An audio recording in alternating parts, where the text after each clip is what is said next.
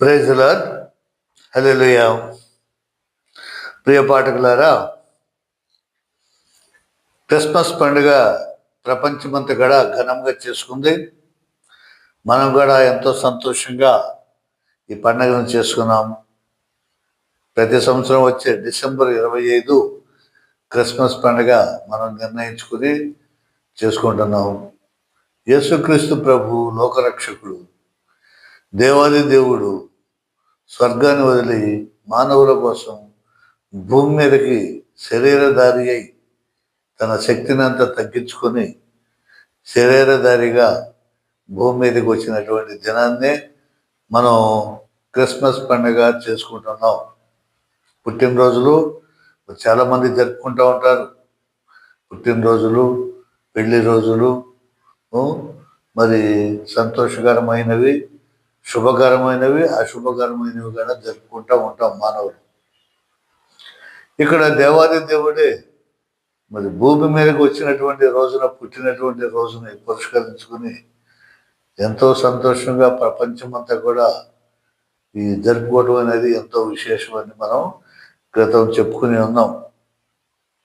ఈ డిసెంబర్ 25నే యేసు ప్రభు వారు పుట్టాడు అని చెప్పడానికి మనం చాలా నిదర్శనాలు తెలియజేసాం. బైబిల్ ప్రకారంగా తెలియజేసాం, చారిత్ర ప్రకారంగా తెలియజేసాం.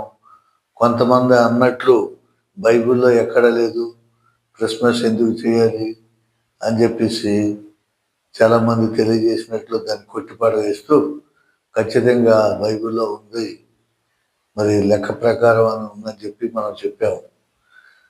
మరి ఇక రాబోయేది నూతన సంవత్సరం. నూతన సంవత్సరాన్ని జనవరి 1 మనం జరుపుకోబోతున్నాం. ఇది కూడా ప్రపంచమంతా కూడా చాలా గొప్పగా ఘనంగా చెప్పుకోబోతుంది. డిసెంబర్ 25న మనం ఎలాగైతే జరుపుకున్నామో మరి అంతకంటే ఘనంగా కూడా ప్రపంచమంతా కూడా ఈ జనవరి 1ని మనం జరుపుకుంటూ ఉన్నాం. దీని కూడా వివాదమే మనకి. ఇప్పుడు మన తెలుగు నెలల్లో, తెలుగు సంవత్సరాల్లో మనం చూసినట్లయితే తెలుగువారు తెలంగాణ నుంచి, మన భారతదేశంలో ఆంధ్రప్రదేశ్, తెలంగాణ నుంచి యానం మొదలగు ప్రాంతంలో వాళ్ళు తెలుగు మాట్లాడే వాళ్ళందరికీ కూడా తెలుగు క్యాలెండర్ ఉంది. ఈ తెలుగు క్యాలెండరు వస్తూ ఉంటుంది. అది ఎప్పుడు మార్చి, ఏప్రిల్ ప్రాంతంలో ఈ తెలుగు సంవత్సరాది మొదలవుతుంది. అలాగే తమిళ సంవత్సరాది కూడా ఉంది. తెలుగు నెలలు ఉన్నాయి. కాబట్టి ఇవన్నీ కూడా మనం చిన్నప్పుడు ఎక్కడ పుస్తకంలో, మరి మీరు ఇప్పుడు ఉన్నటువంటి పిల్లలకి మరి ఉందో లేదో కానీ మేము చదివినటువంటి కాలంలో ఈ తెలుగు సంవత్సరాలన్నీ కూడా ఎక్కల పుస్తకంలోనూ మాస్టర్లు నేర్పించేవాడు. ఇవి 60 ఉంటాయి. తెలుగు సంవత్సరాలు 60 ఉంటాయి అన్నమాట. ఈ 60 అయిపోయిన తర్వాత మళ్ళా పునరుక్తం అవుతూ ఉంటాయి, మళ్ళీ మొదలవుతూ ఉంటాయి. అవి చాలా మందికి తెలియదు. తెలుగు సంవత్సరాలు అసలు ఏమిటి, అటు పేర్లు ఏంటి అన్నీ తెలియదు. ఎక్కువ ఇంగ్లీష్ క్యాలెండర్లనే మనం వాడుతున్నాం. జనవరి, ఫిబ్రవరి, మార్చి ఇవే వాడుతున్నాం. కానీ ఈ తెలుగు సంవత్సరాలు మరుగున పడిపోయినాయి. అవి కూడా ఉన్నాయి. ఆ తెలుగు సంవత్సరాల పేర్లు చాలా మందికి ఇప్పటికీ తెలియదు. అవి ఏమిటాయంటే ప్రభవ, విభవ, శుక్ల, ప్రమోదోత, ప్రజోస్పతి, అంగీరస, శ్రీముఖ, భవ, యువ, ధాత, ఈశ్వర, బహుధాన్య, ప్రమాది, వీక్షమ, చిత్రభాను, స్వభాను, తారణ, పార్థివ, వ్యయ, సర్వజిత్తు, సర్వధారి, విరోధి, వికృతి, ఖర, నందన, విజయ, జయ, మన్మద, దుర్ముఖి, మరి విళంబి, హేవళంబి, వికారి, శార్వరి, ఫ్లవ, శుభకృతు, శోభకృతు, క్రోధి, విశ్వావసు, పరాభవ, ఫ్లవంగ, కీలక, సౌమ్య, సాధారణ, విరోధీకృతు, పరిధావి, ప్రమాదేశ, ఆనంద, రాక్షస, నల, పింగళ, కాళయుక్తి, సిద్ధార్థి, రౌద్రి, దుర్మతి, దుందుభి, రుధిరోద్గారి, రక్తాక్షి, క్షోధన, అక్షయ. ఇవి మొత్తం 60 పేర్లు, ఈ తెలుగు సంవత్సరాల పేర్లు. ఇది ఒకదాని తర్వాత ఒకటి వస్తుంది. ఇప్పుడు మనకి 2026లో వచ్చే తెలుగు సంవత్సరం పేరేంటో తెలుసా? పరాభవ. 2025 అయిపోయేది, జరిగేది ఏంటంటే విశ్వావసు తర్వాత పరాభవ. ఇది ఉగాది నుండి ప్రారంభమయ్యి 2027 వరకు కొనసాగుతుంది. అంటే ఉగాది నుండి ఉగాది వరకు కొనసాగుతుంది అన్నమాట. ఇవి మన తెలుగు సంవత్సరాలు. అయితే ఇంగ్లీషు సంవత్సరాలు పేర్లని మనకు తెలుసు. జనవరి, ఫిబ్రవరి, మార్చి, April, May, June, July, August, September, October, November, December. ఈ డిసెంబర్ అయిపోయిన తర్వాత మళ్ళీ జనవరితో ప్రారంభమవుతుంది. ఇది ఎక్కడి నుంచి వచ్చిందంటే గ్రెగోరియన్ క్యాలెండర్ ప్రకారము 16వ శతాబ్దంలో కాథలిక్ పోపు గారు మరి ఈ క్యాలెండర్ని తయారు చేశారు. ఈ క్యాలెండర్ అసలు ఈ లెక్క, జనాభా లెక్క ఎక్కడి నుంచి వచ్చింది అంటే మనం జనాభా లెక్క చూసినట్లయితే బైబిల్లోనే మనకి ఈ జనాభా లెక్కలను చూస్తాం ఎక్కడి నుంచి వచ్చింది అనేది. లోకాసు వార్త 2వ అధ్యాయంలో, లోకాసు వార్త, బైబిల్ నూతన నిబంధన లోకాసు వార్త 2వ అధ్యాయంలో 1 నుంచి 2 వరకు చూస్తే అక్కడ కురోనియా మొదటి ప్రజా సంఖ్య కనపడుతుంది.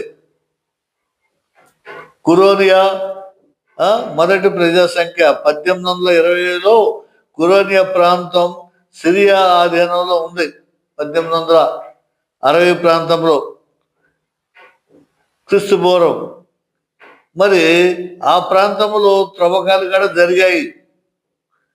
ఈ కురేనియా ప్రజాసంఖ్యలో ఎంతమంది జనాభా ఉన్నారో తెలుసా? 4,32,000 మంది ఉన్నారు. అప్పుడు ఈ త్రవ్వకాల్లో బయటపడినటువంటి దాన్ని క్యాలెండర్ చూసినట్లయితే జనాభా లెక్కలో దొరికినాయి మనకి. అవి 4,32,000 మంది ఉన్నారు. కాబట్టి దీని అంతటికి కారణం ఎక్కడి నుంచి వచ్చిందంటే యేసుక్రీస్తు చరిత్రకారుడు రజం అనే వ్యక్తి, డెన్నిస్ అనే శాస్త్రవేత్తలు 315లో మరి ఇవన్నీ కూడా రాయటం జరిగింది. 315లో క్రైస్తవ్యము మరి చట్టబద్ధమైంది. అంతక్రితం యేసు ప్రభు వారు పుట్టిన తర్వాత క్రైస్తవులుగా ఉన్నటువంటి వారిని చంపేసేవాడు. యూద మతమే ఉండాలి, యూదులే ఉండాలి. యూదులు కూడా నమ్మల క్రైస్తవ్యాన్ని. యూదులు నమ్మలేదు. యేసు ప్రభు వచ్చాడంటే రాలేదు, ఇంకా వస్తాడని చెప్పేసి వాడు ఎదురు చూస్తూ ఉండేవాడు. కాబట్టి వీళ్ళంతా కూడా యూద మతాన్ని పాడు చేస్తున్నారని చెప్పి క్రైస్తవ్యాన్ని తరిమి కొట్టి దొరికినట్టు చంపేసేవాడు ఆ రోజుల్లో. అప్పుడు ఎక్కడోడు అక్కడ చెల్లా చెదురైపోయి మరి పారిపోయారు, క్రైస్తవులందరూ అక్కడ పారిపోయారు. అప్పట్లో మరి కాన్స్టాంటినోపుల్ అనేటువంటి ఒక రాజు, ఆయనకి ఒక అద్భుతం జరిగింది. జరిగి ఆ రాజుగారికి ఏమిటా అద్భుతం అంటే, పొరుగు రాజు ఈయన మీదకి యుద్ధానికి వచ్చాడు దండెత్తి. అది చాలా పెద్ద రాజు అన్నమాట. యుద్ధానికి దండెత్తి వస్తుంటే మరి ఈయన గెలవడో తెలీదు. ఈయన నిద్రపోతే ఆ రాత్రి స్వప్నంలో ఈ రాజుగారికి, నువ్వు సైన్యం ముందు ఈ శిలువను ముందు పెట్టుకుని నువ్వు నడువు, క్రాస్ను ముందు పెట్టుకుని నడువు, అప్పుడు నీకు తప్పకుండా విజయం లభిస్తుందని చెప్పేసి కల వచ్చింది.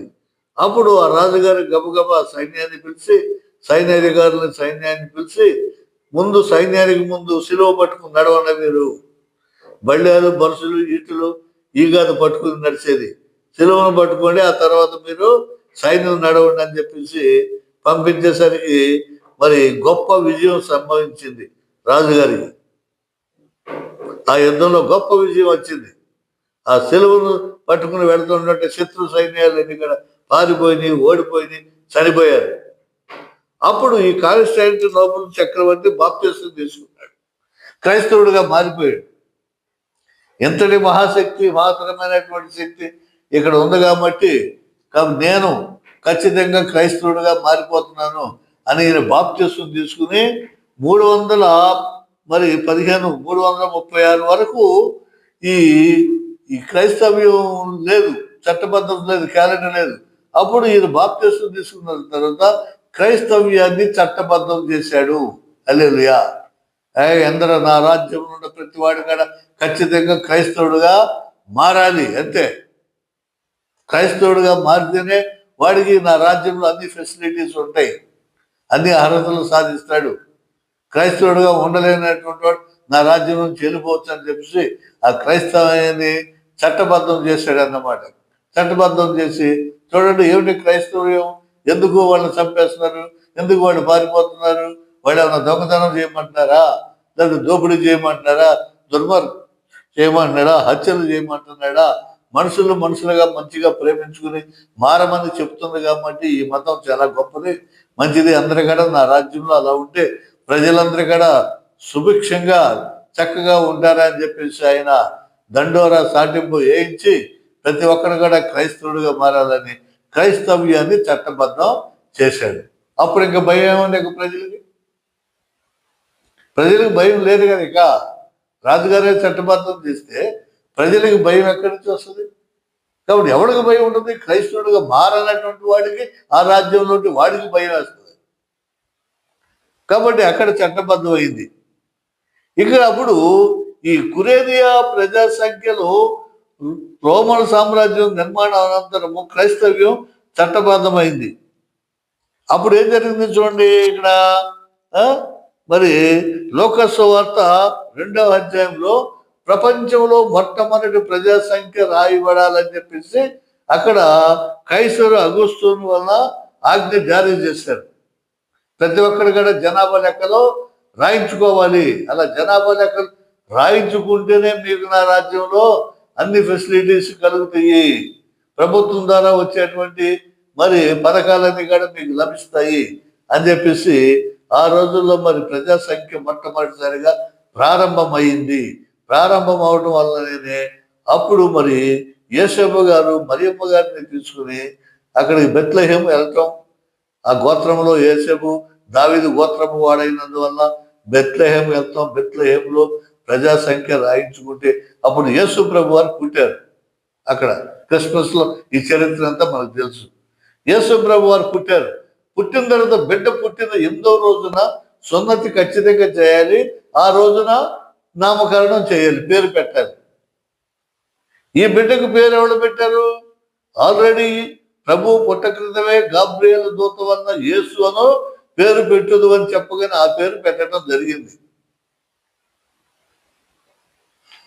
అప్పటి నుంచి ఈ గ్రెగోరియన్ క్యాలెండర్ అనేది తయారైంది. క్రీస్తు శకము జనవరి నెల మరి 1వ తారీఖు క్రీస్తు పుట్టినటువంటి మరి జన్మదినం రోజు, క్రీస్తు నామకరణ మహోత్సవం రోజు 8వ రోజున మరి పేరు పెట్టబడినటువంటి రోజు. ఆ 8వ తారీఖు నుంచి వెనక్కి డిసెంబర్కి వెళ్తే 25 యేసు పుట్టినరోజు అనేది మనకి లెక్క ఖచ్చితంగా వచ్చింది. మనం లెక్క కట్టి చూసాం. కాబట్టి ఇది జనవరి నెల, గ్రెగోరియన్ క్యాలెండర్. అంతవరకు క్యాలెండర్ అనేది లేదు. ఇప్పుడు అంతా కూడా క్యాలెండర్ మీదే ఆధారపడి మనం నడుస్తున్నాం, టైం మీదే ఆధారపడి నడుస్తున్నాం. టైం ఎంత ప్రాధాన్యత చూసారా? టైం వాచ్ చూసుకుంటున్న వాచ్ తయారవుతుంది. దేని ప్రకారం తయారైంది? ఈ సూర్యచంద్ర నక్షత్రాలు మరి ఆది కాండంలో చూస్తున్నాం. ఒక పగలు ఒక రాత్రి గడవ, ఒక దినమాయను, ఒక రోజు అయ్యాను. అట్లా 7 రోజుల్లో యెహోవా దేవుడు సృష్టిని సృష్టించడం అనేది బైబిల్లోనే ఉంది. ఆది కాండంలో చూసాం. మనం ఇప్పుడు టైం ఎలా లెక్కిస్తున్నాం? సెకండ్లు, 60 సెకండ్లు అయితే 1 నిమిషం, 60 నిమిషాలు అయితే 1 గంట, 24 గంటలైతే 1 రోజు, 7 రోజులైతే 1 వారం, 52 వారాలైతే 1 సంవత్సరం, 12 నెలలైతే 1 సంవత్సరం, 365 రోజులైతే 1 సంవత్సరం. ఇలా మన సమయాన్ని లెక్క కట్టుకున్నాం. సమయంతోనే నడుస్తున్నాం. ఏదైనా సరే టైం ప్రకారం టైమే చూసుకుంటూ ఉంటాం. పరుగు పందాల్లో పెట్టినా, గుర్ర పందాలు పెట్టినా, మరి ఏవి పెట్టినా సెకండ్ల ముళ్ళు చూపించేటువంటి వాచిని వాడు నొక్కుతాడు. అక్కడ నొక్కి ఇన్ని సెకండ్లో వెళ్ళాడు, ఇన్ని సెకండ్లో పరుగులు తీశాడు, ఇన్ని సెకండ్లు అని చెప్పి మనం లెక్క కట్టట్లేదా? పోలీస్ ఎలక్షన్ అప్పుడు కానీ, ఇంకా ఇతర దాంట్లో కానీ రాకెట్ని కూడా మరి ఇదిగో 8 నిమిషాలకి ఇన్ని సెకండ్లకి వదులుతున్నామని చెప్పి టైం పెట్టి రాకెట్లు కూడా వదులుతున్నారు. చంద్రుడి మీదకి ఇన్ని నిమిషాలకి చేరింది, ఇన్ని సెకండ్లకి చేరిందని చెప్పి మనం లెక్క కడుతున్నాం. హల్లెలూయా. చూసారా? ఆఫీస్కి వెళ్ళాలంటే టైం చూసుకుని, టైం అయిపోతుంది, నమ్ము టిఫిన్ గారు చేసే టైం లేదు, బస్సు దాటిపోతుంది, ట్రైన్ రావాలన్న ఇన్ని సెకండ్లకి, ఇన్ని గంటలకి ట్రైన్ ఉంటుంది, ఇన్ని గంటలకి ఈ బస్సు ఉంటుంది, ఎన్ని గంటలకి ఏ స్టేషన్లోకి మరి ట్రైన్ ఆగిందో కూడా మనం చెప్పగలుగుతాం. ఇదంతా ఎక్కడి నుంచి వచ్చింది? క్రీస్తు ప్రభు పుట్టిన కాడి నుంచి వచ్చింది. జనాభా లెక్కలు అక్కడి నుంచి మొదలైనవి. ఇప్పుడు జనాభా లెక్కలేంటి? పశువుల లెక్కలు చెప్తున్నారు. ఎన్ని కోళ్ళు ఉన్నాయి, ఎన్ని కుక్కలు ఉన్నాయి, ఎన్ని గొర్రెలు ఉన్నాయి. ఇప్పుడు ఈ నెల డిసెంబర్ ఆఖరి నుంచి ఆంధ్రప్రదేశ్ ప్రభుత్వం లెక్కలు తెస్తుందంట.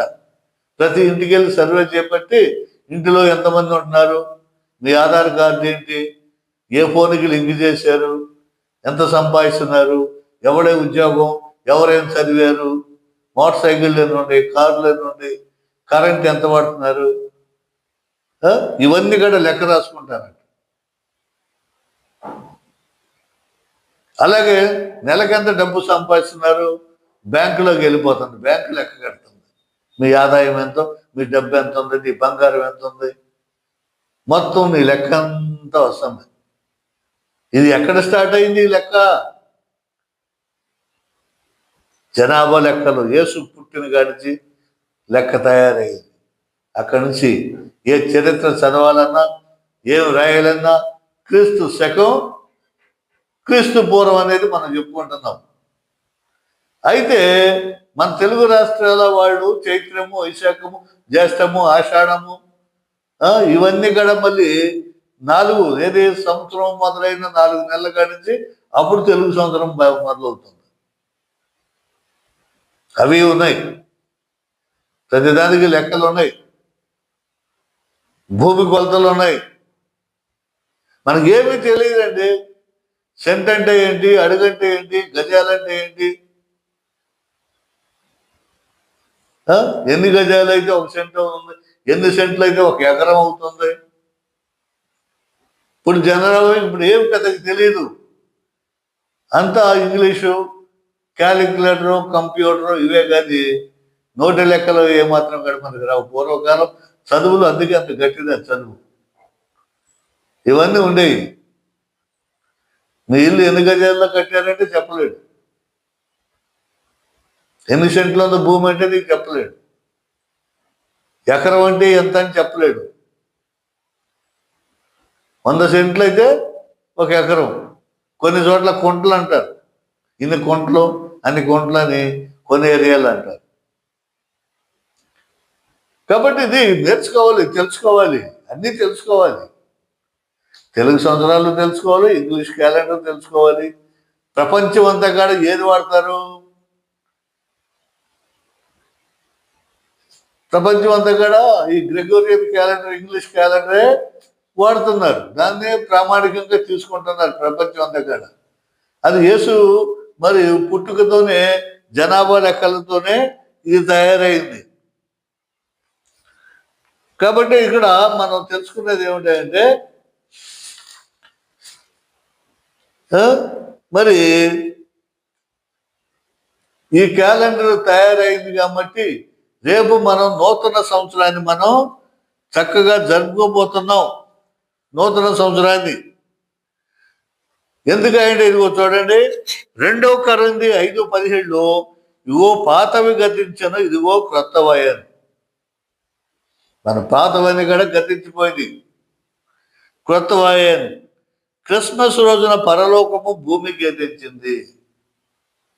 పరలోకమే భూమికి వచ్చి దూతలు పాటలు పాడారు ప్రభువుకి. దూతలు స్తుతించిరి, కీర్తించిరి, పాటలు పాడారు. అనగా దేవుడే ఈ లోకానికి దిగి వచ్చి భూలోకాన్ని స్వర్గంగా మార్చాడు. అంతక్రితం మరి సృష్టించిన తర్వాత ఇశ్రాయేలుని తోడుకుని ప్రత్యేక జనాంగాన్ని దేవుడు తీసుకొచ్చిన తర్వాత మోషే ద్వారా ధర్మశాస్త్రాన్ని మానవులకు దేవుడే ఇచ్చాడు. మనిషి అనేవాడు ఇదిగో ఇలా ఉండాలి, ఇలా నడవాలని. ధర్మశాస్త్రము రాక క్రితము పాపం అనేది లేదు. ఇది పాపం, ఇది పుణ్యం అనేది లేదు. అంతక్రితం వరకు దేవుడు దాన్ని చూడనట్టు జనాభాని వదిలిపాడేశాడు. ధర్మశాస్త్రం రాక క్రితం లేదు, పాప పుణ్యాలు లేవు. అది తెలియక కొంతమంది అవ్వ ఆదాములకి మరి వాడి పిల్లలు పుట్టారు, వాడి పిల్లలకి వాడి పిల్లలు, వాడి పిల్లలకి వాడి పిల్లలు, వీళ్ళంతా రక్త సంబంధం కదా, అక్క చెల్లెళ్ళు కదా, అన్నదమ్ముళ్ళు గారా, అది పాపం కదా, ఆ సంతానం ఎట్టా వచ్చింది, ఏం చేశారని మరి కొన్ని పిచ్చి ప్రశ్నలు వేసేవాళ్ళు ఉంటారు. అందుకే చెప్తున్నా, ధర్మశాస్త్రం రాక క్రితం పాపం అనేది లేదు.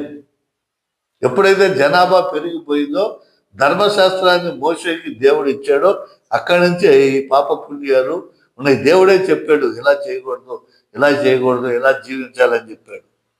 దాన్ని ఆచరించమన్నాడు. కానీ ఈ మానవుడు దాన్ని ఆచరించలేక చాలా అవస్థపడ్డాడు, ఆచరించలేకపోయాడు. పరలోక రాజ్యానికి వారసులు అవట్లా. ఈ పాపులందరినీ జలప్రళయంలో తుడిచిపడేశాడు, మళ్ళీ కొత్త జనాన్ని పుట్టించాడు. కాబట్టి ఆయనే మళ్ళీ ఇక లాభం లేదు అని చెప్పేసి ఈ లోకానికి వచ్చాడు. ఇలా చూపించాలి మానవుడు ఎలా బ్రతకాలని. యోహాను 14:6 ఆయన మార్గం చూపించాడు. ఈ భూమి మీదకి అవతరించి నేనే మార్గము సత్యము జీవమును, నా ద్వారానే తప్ప ఎవడును తండ్రి యొద్దకు రాడని తెలియజేశాడు. ఆయన వచ్చాడు. మరి పరలోక రాజ్యానికి ఎలా చేరాలంటే నన్ను అనుసరించండి. నేను ఎలా జీవిస్తున్నానో, ఎలా చేస్తున్నానో నన్ను అనుకరించి నన్ను పోలి జీవించండి. కాబట్టి ఇదిగో పాతవి తీసేయండి, కొన్ని అమెండ్మెంట్స్ తీసేస్తున్నాను, కొట్టిపడేస్తున్నాను. అందుకే కొత్త నిబంధనమే ఫాలో అవ్వడం. కొత్త నిబంధన అంతా యేసు ప్రభు వారిని చెప్పేది ఈ గ్రంథం. కొత్త నిబంధన యేసుక్రీస్తు గురించి చెప్పేది. పాత నిబంధన అంతా యెహోవా దేవుడు, ఇశ్రాయేలీలు, మరి ధర్మశాస్త్రం, ఇదంతా ప్రవక్తులు, అదంతా పాత నిబంధన. అది అందుకని పాతవి గతించను, క్రొత్తవయ్యను అని చెప్పేసి నన్ను నమ్మి నేను తండ్రి ఒకటేనని విశ్వసించిన ఎడలా, నేనే ఆయనను తండ్రిని, సర్వ సృష్టికర్తను నేనే. ఆ వాక్యమే ఆది యందు వాక్యం ఉంది, ఆ వాక్యమే దేవుడై ఉన్నాడు. ఆ వాక్యమే మళ్ళీ భూమి మీదకి శరీరధారి అయి మరి అవతరించాను. నేనే ఆయనను, ఆయనే నేనని ఎవడైతే నమ్ముతాడు, నమ్మి బాప్తిస్వం పొందుతాడు. బాప్తిస్వం పొందడం అంటే పాత జీవితానికి స్వస్తి చెప్పి కొత్త జీవితాన్ని మొదలు పెడతాడు. పాపపు జీవితం, వ్యభిచారం, దొంగతనం, మోసం, అకృత్యాలు ఉన్నటువంటి జీవితాన్ని వదిలిపెట్టేసి నూతన జీవితాన్ని బాప్తిస్వం పొంది మరి ప్రేమ, జాలి, దయ, కనికరము కలిగి ఇతరులకు సహాయం చేసేటువంటి జీవితాన్ని ఎవడు అవలంబిస్తాడో వాడు మోక్షానికి వస్తాడు. తండ్రి యొద్దకు రమ్మని నేను తెలియజేస్తున్నానని చెప్పాడు. కాబట్టి డిసెంబర్ 25 క్రీస్తు జననము ప్రపంచమంతా ఆమోదించినటువంటి ఆమోదించినటువంటి రోజు. ప్రపంచమంతా కూడా ఒప్పుకుంది డిసెంబర్ 25నే క్రీస్తు ప్రభు పుట్టాడని. ఆ జనాభా లెక్కల ప్రకారం అక్కడి నుంచే జనాభా తయారైంది. కాబట్టి జనవరి 1వ తారీఖు క్రీస్తు నామకరణ మహోత్సవము, క్రీస్తు నామకరణాన్ని చేసినటువంటి రోజు.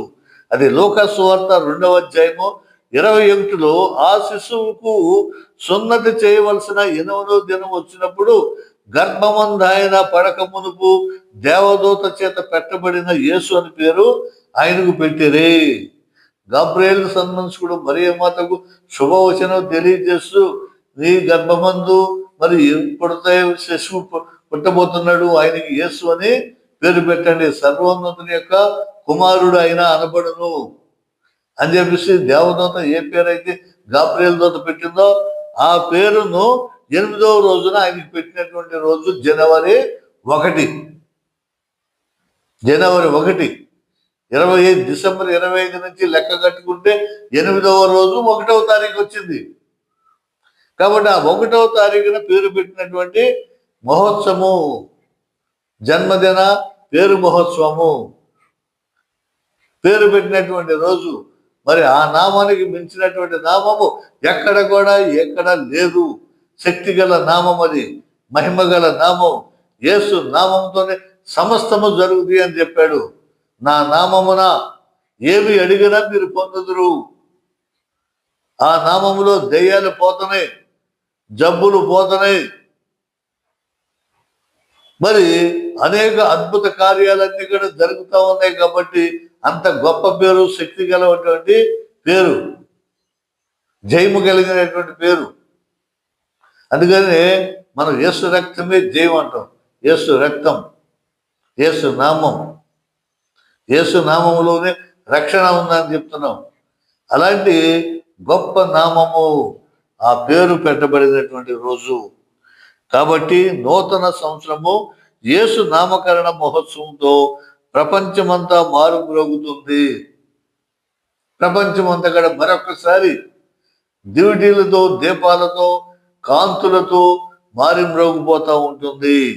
కనుక ప్రతి నూతన సంవత్సరము జనవరి 1తో సంతోషముగా ప్రారంభమై డిసెంబర్ 25 క్రీస్తు పుట్టుగా, క్రీస్తు జననంతో ముగిసి మరలా నూతన సంవత్సరము ప్రారంభమై ప్రజలకు ఎంతో సంతోషాన్ని, ఉత్సాహాన్ని, ఆత్మీయ ఆనందాన్ని పంచిపెడుతుంది.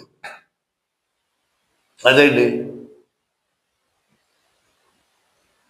డిసెంబర్తో ముగిసిపోయి మళ్ళీ జనవరితో మళ్ళీ స్టార్ట్ అవుతుంది. ఇలా మరి 12 నెలలు అయిపోయిన తర్వాత మళ్ళీ ఒక సంవత్సరం వస్తూ ఉంది. దానికి మనం ఈ సంవత్సరం అంతా మనల్ని కాచి కాపాడినందుకు, ఆరోగ్యంతో సజీవ లెక్కల్లో ఉన్నందుకు దేవునికి కృతజ్ఞతాస్తుతులు చెల్లిస్తూ జనవరి 1 తెల్లవారుజాము నుంచే మనం ప్రార్థనలు మొదలు పెడతాం. ఆ నామకరణ మహోత్సవానికి హాజరయ్యి మరి దేవాలయాల్లో ప్రభువుకి కానుకలు అయితే సమర్పించి ఎంతో సంతోషంగా, ఆనందంతో చేసుకుంటాం. మరియు యోహాను సువార్త 3వ అధ్యాయము 3వ వచనంలో, ఒకడు క్రొత్తగా జన్మించితేనే కానీ అతడు దేవుని రాజ్యంను చూడలేడు అని ఉన్నది. దేవుని రాజ్యం చూడాలంటే ఒకడు క్రొత్తగా జన్మించాలి. దేవుని రాజ్యం అంటే ఏంటి? ఈ భూలోక రాజ్యం అంతా కూడా సైతాన్ రాజ్యం. ఇది దేవుడి రాజ్యం కాదు, ఇది సైతాన్ రాజ్యం. సైతాన్ రాజ్యం అని ఎలా చెప్తారండి మీరంటే, సైతానే చెప్పింది. యేసు ప్రభు వారు బాప్తిసం తీసుకుని 40 దినాలు ఉపవాసం ఉండి బాగా ఆకలికి ఉన్నప్పుడు ఆ సైతాను ఈ ప్రభువుని శోధించడానికి కొండ శిఖరాన్ని తీసుకెళ్ళిపోయి, ఇవో చూసావా ఈ భూలోకం అంతా, దీని అందచందాలు, కొండలు, లోయలు, గుట్టలు, మరి ఇదంతా కూడా నాకు స్వాధీనంలో ఉందని నీకు తెలుసు కదా, నాకు అప్పగించబడ్డావు కదా, నువ్వే అప్పగించావు కదా, ఇది నాదే, నా లోకమే కదా అని చెప్పి సైతాన్ చెప్తుంది అది సాక్ష్యంగా. కాబట్టి సైతాన్ లోకం. అదే మరి యేసు ప్రభు వారిని సిలువ వేయటానికి పిలాతు దగ్గరికి తీసుకెళ్ళినప్పుడు వాళ్ళంతా పంపినటువంటి నేరం అంటే నేను రాజు రాజు అంటాడండి, ఈయన నేనే రాజుని అంటాడు అని అంటే పిలాతు అడుగుతాడు, ఏమడుగుతాడు? నువ్వు రాజువేనా? నువ్వు అన్నట్టే రాజునే, కానీ నా రాజ్యం ఇకలోక సంబంధమైనది కాదు, ఈ లోక సంబంధమైనది కాదు. నా రాజ్యం పరలోక సంబంధమైనది, ఆ లోకానికి సంబంధించినటువంటి రాజ్యం ఉన్నది. కాబట్టి అతడు దేవుని రాజ్యం చూడాలంటే మరి ఏం చేయాలి? ఒకడు కొత్తగా జన్మించాలి. ఏంటి మళ్ళీ కొత్తగా జన్మించడం ఏంటి? చచ్చిపోయి మళ్ళీ బ్రతుకుతాడా? ఏమిటి మరి ఈ మాట అర్థం కావట్లేదంటే, ఒకడు కొత్తగా జన్మించడం అంటే పాత జీవితాన్ని వదిలిపెట్టేసి, పాత జీవితం అంటే ఇహలోక జీవితం అంతా కూడా సంతోషంతో కూడుకున్నది. త్రాగటం, తందనాలటం, సినిమాలు చూడటం, వ్యభిచరించటం, అసూయపడటం, దొంగతనాలు చేయటం, వీడికి ఎంతో సంతోషం. అది ఆ జీవితం, ఇహలోక జీవితం. అది పాత జీవితం. పాము ఏం చేస్తాడంటే కుబుసం వదిలేస్తాడు, పైన చర్మాన్ని వదిలేసి కొత్త చర్మాన్ని ఎలా తడుక్కుంటుందో అలాగే ఈ మానవుడు అనేవాడు కూడా తన రోత హేయమైన పాత జీవితాన్ని వదిలిపెట్టి నూతన జీవితాన్ని ప్రారంభించాలి. అది ఒకడు క్రొత్తగా జన్మించడం అంటే అది, దాన్నే బాప్తిస్మం తీసుకోవడం అంటాడు. ఆ క్రొత్తగా జన్మించినటువంటి వాడికి అనేక కష్టాలు వస్తాయి. ఒక్కోసారి తినడానికి తిండిగాడ దొరకదు, పని చేసుకుంటే పనిగాడ దొరకదు, బట్టలు కాడ ఉండకపోవచ్చు, అనేకులు చేదరిస్తారు, శత్రువులు తంతారు, కొడతారు, మరి కొంతమంది చంపబడతారు కూడా, హతసాక్షులు కూడా అయిపోయినటువంటి వారు ఉన్నారు. ఇవన్నీ భరిస్తేనే దేవుని యొక్క రాజ్యంలోకి వాడికి ప్రవేశం ఉంది. అది కొత్త జీవితం. అందుకని ఇక్కడ అంటున్నాడు యోహాను 3:3లో, ఒకడు క్రొత్తగా జన్మించితేనే కానీ అతడు దేవుని రాజ్యంలో చూడలేడు అని ఉన్నది. కాబట్టి నూతన సంవత్సరం అంటే, ఈ కొత్త సంవత్సరం అంటే ఏంటి? కొత్త బట్టలు వేసుకోవటం, పిండి వంటలు చేసుకోవటం, మరి రకరకాలుగా సర్దాలుగా సినిమాలకి, షికార్లకి, ఎడ్ల పందాలకి, గొర్రెపోతు పందాలకి ఇటు ఆనందం, డబ్బులు మరి కట్టడం, పందాల్లో కట్టడం, పాడు చేసుకోవటం, బెట్టెకిలు కట్టడం, ఇది కాదు కొత్త జీవితం. నూతన సంవత్సరం ఆనందం అంటే అది కాదు.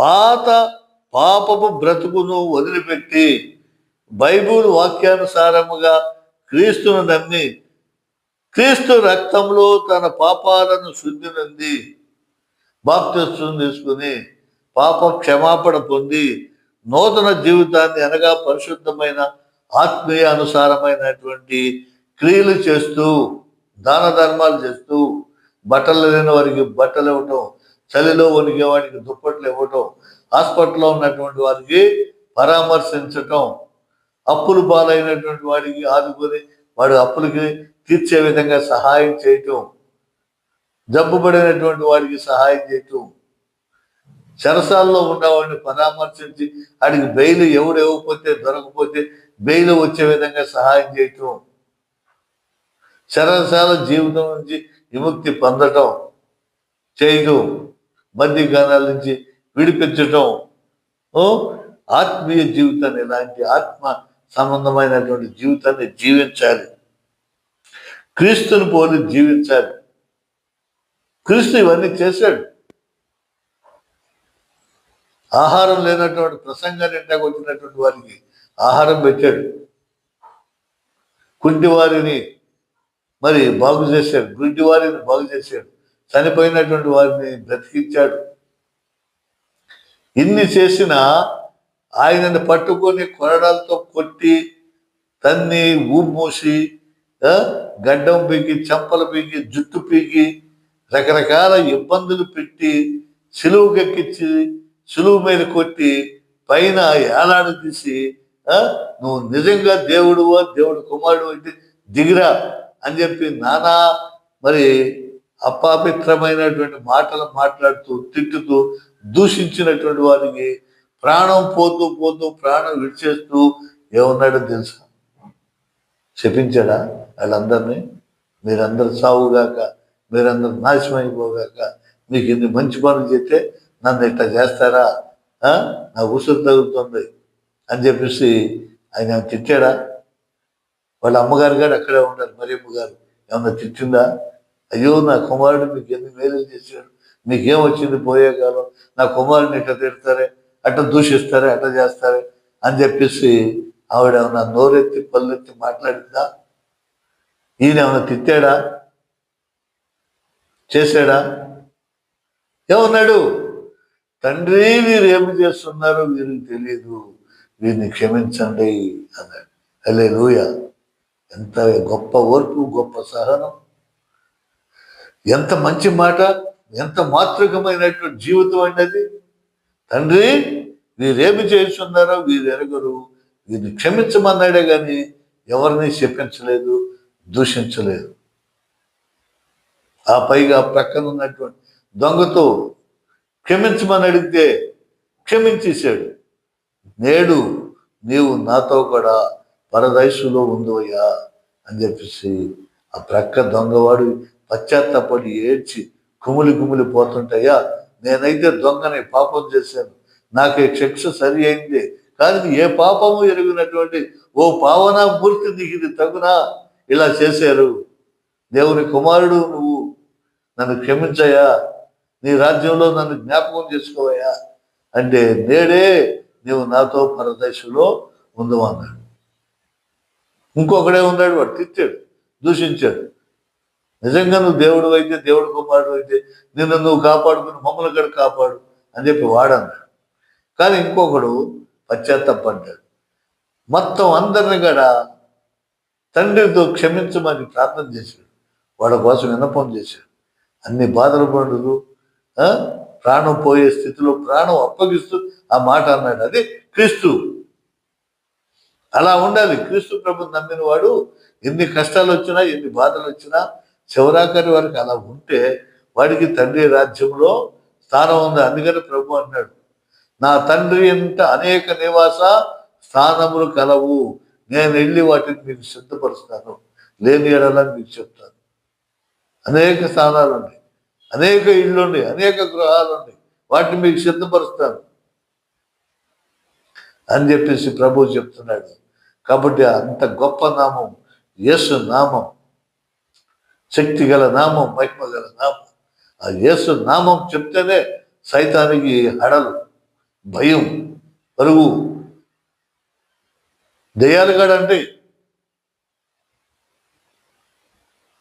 దేవుని కుమారుడు అయిన తండ్రి అయిన యేసు, మాతో మీకేం పని, మమ్మల్ని వదిలేసాయి అంటే అవి సేన అనేటువంటి దయ్యాలన్నీ ఆ పందుల మందల్లో చేరుతాయి. ఆ పందులు లేని ప్రపాతం కొండపై నుంచి సముద్రంలో దూకిస్తాయి అవి కాడండి. కాబట్టి అంత శక్తి గల నామకరణ మహోత్సవం యేసు ప్రభువు పేరు పెట్టినటువంటి రోజు జనవరి 1. క్యాలెండర్ తయారైనటువంటి రోజు, శకపురుడు క్యాలెండర్ తయారు చేసినటువంటి రోజు. ఆయనతోనే ఈ క్యాలెండర్ తయారైంది. యుగ పురుషుడు, ఆయనతోనే యుగము మొదలైంది. ఆయన జనాభా లెక్కలకు వెళ్ళాడు, అక్కడ పుట్టాడు, ఆ లెక్కల్లో పేరు రాయబడింది. రాయబడిన తర్వాత మరి ఆ గ్రెగోరియన్ పోపు గారు క్యాలెండర్ తయారు చేయడం అనేది జరిగింది. ఆ క్యాలెండర్ ప్రకారమే మనం దీన్ని చేసుకుంటున్నాం. మరి ఇవన్నీ కూడా మనం జాగ్రత్తగా పరిశీలన చేస్తే మనకి దొరుకుతుంది. క్రైస్తవ్యం చట్టబద్ధమైన తర్వాత ఇవన్నీ జరిగింది. కాన్స్టాంటినోపుల్ గారికి అంత ప్రభు ద్వారా అద్భుతమైన విజయం పొందాడు కాబట్టి దేవుని ప్రణాళిక ప్రకారం ఆయన క్రైస్తవ్యాన్ని చట్టబద్ధం చేశాడు. ఈ కురేనియా ప్రజా సంఖ్యలో మనకు త్రవ్వకాలు జరిగినప్పుడు ఈ జనాభా లెక్కలు కూడా మనకి వచ్చినాయి. అప్పుడు ఎంతమంది జనాభా రాయబడ్డారంటే 4,32,000 మంది ఉన్నారు. 4,32,000 మంది. 1820లో కురేనియా ప్రాంతం సిరియాలో ఉంది. ఆ ప్రాంతంలో త్రవ్వకాలు జరిగాయి. ఆ త్రవ్వకాల్లో ఇది బయటపడింది. ఈ బైబిల్లో రాసినది ఉట్టియాలనుకోవటానికి లేదు. ఆ త్రవ్వకల్లా కూడా భయపడింది. దాని ప్రకారం మళ్ళీ క్యాలెండర్ తయారైంది. యేసు ప్రభు యొక్క నామము పేరు దానిలో ఉంది. పరిశీలన చేయండి, పరిశీలన చేసుకుని మాట్లాడండి. కాబట్టి ఈ నామకరణ మహోత్సవాన్ని మనం జనవరి 1గా చేసుకుంటున్నాం. ఈ చరిత్ర అంతా తెలుసుకోండి. తర్వాత ప్రతి రాష్ట్రానికి ప్రతి దానికి కూడా కొన్ని క్యాలెండర్లు ఉన్నాయి. మనకు తెలుగు క్యాలెండర్ ఉంది, మరి తమిళోళ్ళకి తమిళ క్యాలెండర్ ఉంది. ఇవన్నీ కూడా మనం చెప్పాం. మన తెలుగు పేర్లు ఉన్నాయి. ఆ పేర్లు కూడా మీకు చెప్పాను. ప్రభావ శుక్ల ప్రమోదోత ప్రజస్పతి అంగీరస శ్రీముఖ భవాయు వాదాతాయుస్వర బహుధాన్య ప్రమాది వీక్ష చిత్రవాను శోభాను తారణ పార్థివావే ఆ సర్వజిత్తు సర్వధారి విరోధి వికృతి కర నందన విజయ జయ మన్మథ దుర్ముఖి హేవళంబి విళంబి వికారి సర్వది ప్లవ శుభకృతు శోభకృతు విశ్వాసు పరాభవ ప్లవంగ కీలక సౌమ్య సాధారణ అధిరోగి పరిధావి ప్రమాధీచ ఆనంద రాక్షస నల పింగళ కాళయుక్తి సిద్ధార్థి రౌద్రి దుర్మతి దుందభి రుధిరోద్గారి రక్తాక్షి క్షోధన అక్షయ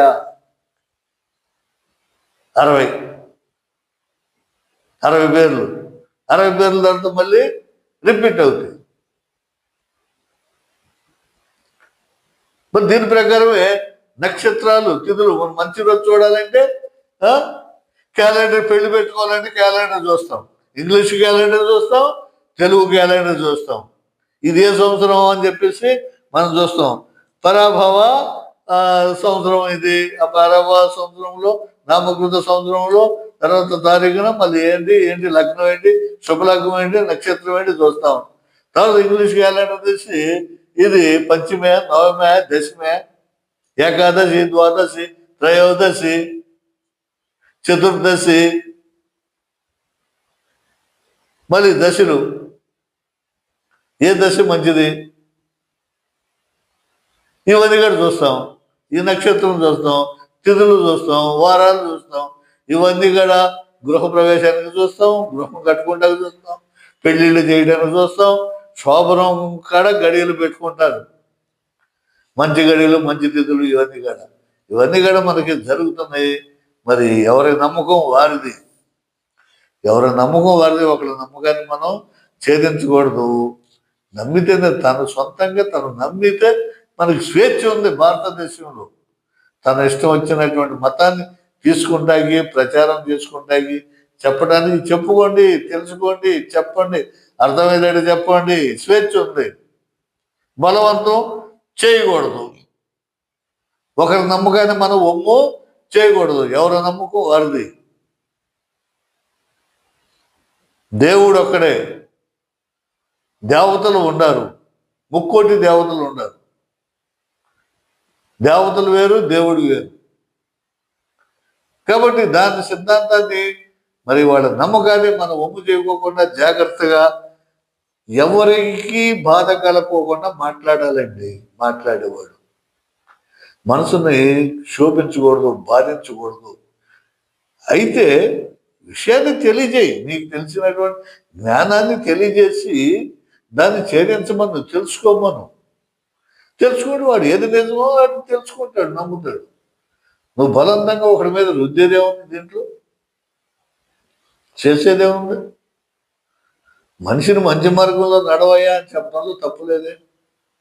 దొంగతనాలు చేయమగవాడు ఎంతో కష్టపడి సంపాదించుకుని మరి ఇల్లు కట్టుకుంటాకో, పెళ్లి చేయటమో, డబ్బు దాచుకుంటే ఆ డబ్బు అంతా నువ్వు పట్టుకుపోతే ఆడు ఎంత బాధపడతాడు, ఎంత ఎడతాడు. ఆ ఫ్యామిలీ రోడ్డు మీద పడిపోతున్నారు. చేయమగరంటాం మంచిదే కదా. ఇంట్లో బాగా డబ్బు అంతా దొంగతనం చేసి అని చెప్తావా? బాగా తాగేసాడు, చంపేసాడు, డబ్బు పట్టుకుని చెప్తావా? ఎవడో చెప్పడు. అన్నం తిన్నవాడు ఎవడో చెప్పడు. చేయదు. జాగ్రత్తగా ఉండరా, అది పాపం రా. పెద్ద సీసీ కెమెరా పైన ఉందిరా బాబు. దేవుడు చూస్తూ ఉంటాడు సీసీ కెమెరా. ఏ గోడ, సందు, చెట్లు, కొమ్మలు, అడవులు, తుప్పలు ఏం అడ్డం రావు దానికి. ఎక్కడ దాక్కున్నాయి చూస్తూ ఉంటాడు. దేవుడికి భయపడి జీవించు అని చెప్తాం ఎవరో అయినా. అంతే కదా. కాబట్టి అది అవేర్నెస్ అంట. అవేర్నెస్ టైం ప్రకారం మనం టైం ఎంత, ఒక గడియ పోతే తిరిగి రాదు, ఒక నిమిషం పోతే తిరిగి రాదు, ఒక గంట పోతే తిరిగి రాదు. కాలాన్ని మళ్ళీ తిరిగి తెచ్చుకోలేము. ఒక గంట, ఒక గడియ, ఒక రోజు పోయిందంటే మన ఆయుష్లో కొంత పోయినట్టే. ఆయుష్ కాలం తగ్గిపోతుంది మనకి, మళ్ళీ తిరిగి తెచ్చుకోలేము. అందుకనే టైం ఈజ్ గోల్డ్ అన్నారు. కాలము బంగారము వంటిది అన్నారు. తిరిగి రాదు, తెచ్చుకోలేము. ప్రతి నిమిషం లెక్క కట్టుకునే జీవిస్తూ ఉంటాం.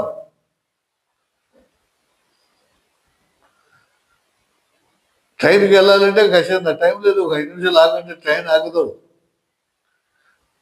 మన గడియగాడంతే, మన సాగు దగ్గర పడిందంటే అప్పుడే నేను సాగులో ఆగంటే ఆగదు. కాబట్టి దీపం ఉండగానే ఇల్లు చక్క పెట్టుకో. నీలో ప్రాణం ఉండగానే నువ్వు మారు మనసు రక్షణ పొందు. ఈ ఆత్మ నీది కాదు, దేవునిది.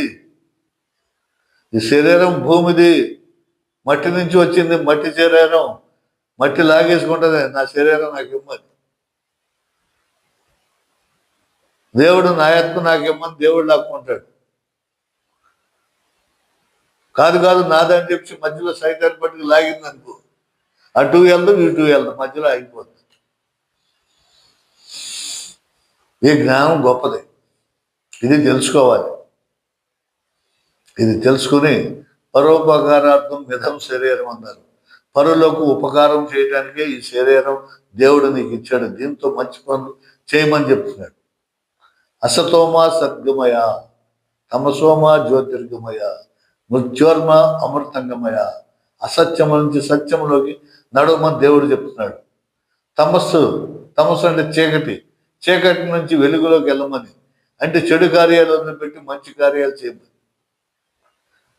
అప్పుడు మృత్యోర్మ అమృతంగమయ, మృత్యు నుంచి తప్పించబడి, చావు నుంచి తప్పించబడి స్వర్గానికి వెళ్తారు బాబు అని చెప్పేసి వేదాలు, ఉపనిషత్తులు ఇవన్నీ ఘోషిస్తున్నాయి, చెప్తున్నాయి.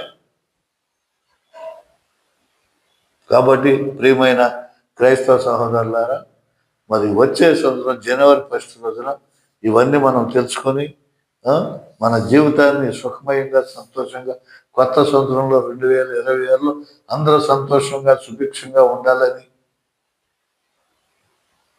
అందరికీ మేలు కలగాలని, జయం కలగాలని ఉండేట్టు మనం ప్రార్థించుకుంటూ ఆ క్రీస్తు ప్రభు యొక్క నామకరణ మహోత్సవానికి మనం సంతోషంగా జయకరంగా జై ధ్వానాలు చేస్తూ ప్రార్థనకు వెళ్ళటానికి, చేయడానికి, సంతోషం ఉండడానికి మనం సిద్ధపడి ఆయుక్తపడాలని చెప్పేసి నేను ఈ రోజున నూతన సంవత్సరానికి సంబంధించి ఈ యూట్యూబ్ని నేను మీకు తెలియజేస్తున్నాను. యూట్యూబ్ ద్వారా అందరికీ నూతన సంవత్సర శుభాకాంక్షలు. పాతవి గతించను, కొత్త వాయను. కాబట్టి అందరం కూడా సంతోషంగా శుభ్రంగా ఉండాలి. Wish you happy new year. Christmas చెప్పుకున్నాం, హ్యాపీ న్యూ ఇయర్. అందరి కూడా హ్యాపీ న్యూ ఇయర్ చెప్పుకుంటూ మరొకసారి wish you happy new year. మీ అందరికీ నా వందనాలు.